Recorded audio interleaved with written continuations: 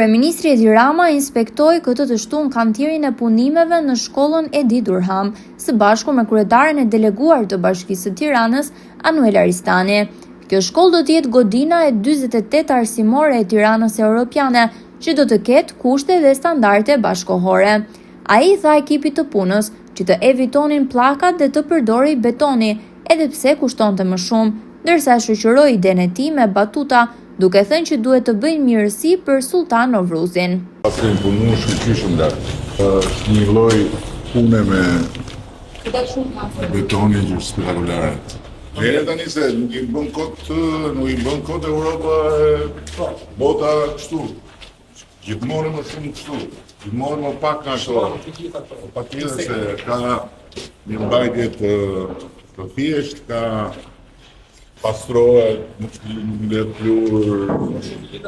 Ajo që po bëjmë është që po rindërtohet të gjitha, që nga kati -0 që do funksionoj për shërbime teknike deri tek 3 nivele, ku kapaciteti i klasave dyfishohet për të njëjtët numër nxënësish, por shmanget plotësisht turni 2. Në këtë shkollë, si në asnjë shkollë tjetër, këtu kemi edhe ngroje dhe ftoje kondicionim. Numri i laboratoreve dyfishohet, ka laborator për çdo temë, ka hyrje të aftësisë kufizuar në nivelin e parë, ka edhe tualete që shërbejnë për persona me aftësi kufizuar.